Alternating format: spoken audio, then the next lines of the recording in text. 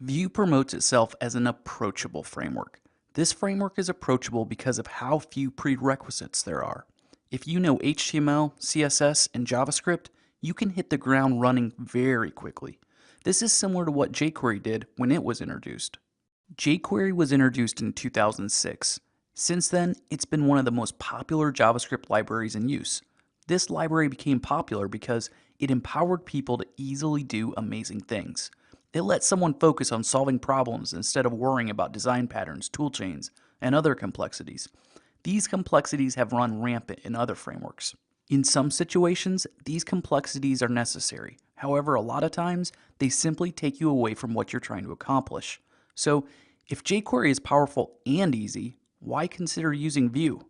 As a web page or app grows, it becomes more complex.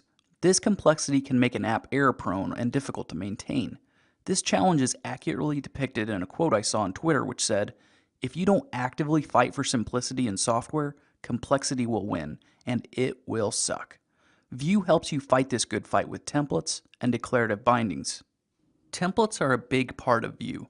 Templates separate the UI from the data and business logic. The data and business logic get written with JavaScript.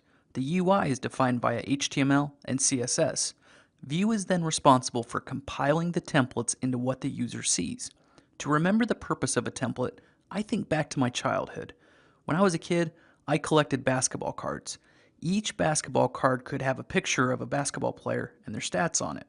In the context of Vue, the stats would be the data. The picture and details would be the template. The two come together to make the basketball card for a player. The code on the screen shows data for a single basketball player. Imagine if we wanted to show the cards for all 12 players on a team though. If we had to manually create the HTML for each player, that would be a lot of HTML to create. Going one step further, imagine if we wanted to show players for 30 or more teams. That's too much work, and most likely next season, the layout and style of the basketball cards will change. That would be a lot of HTML to change. A template insulates you from two things. First, a template minimizes the amount of code you have to write. With a template, you don't have to write similar code over and over again. Second, templates protect you from changes.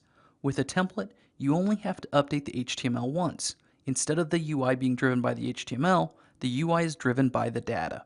The UI and the data are bound together via declarative bindings. A declarative binding is the glue that holds the UI and the data together. To understand why this is so valuable, I want you to imagine a spreadsheet that calculates sales tax. This spreadsheet has a design that consists of fonts, colors, and other formatting details. The spreadsheet also has raw data in each cell, and some cells have formulas which are a kind of business logic. If you change the text color of a spreadsheet cell, you don't expect the actual data to change.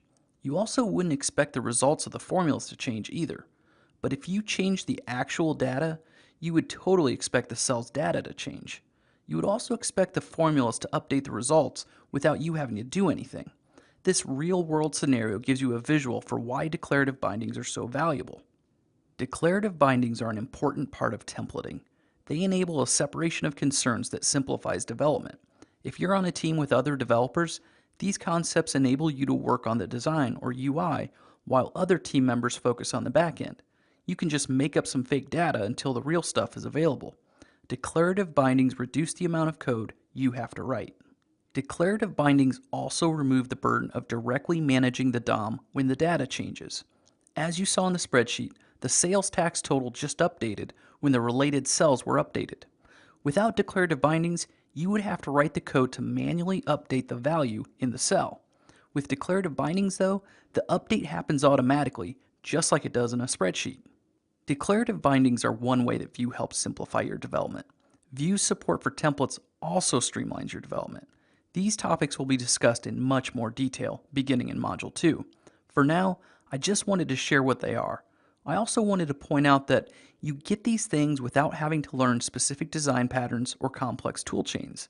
This simplified approach is why some, like Peter Jang, are calling Vue the next jQuery.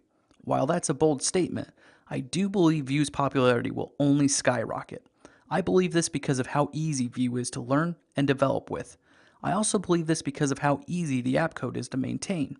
In addition to these things, I believe Vue's valuable because of how fast it is.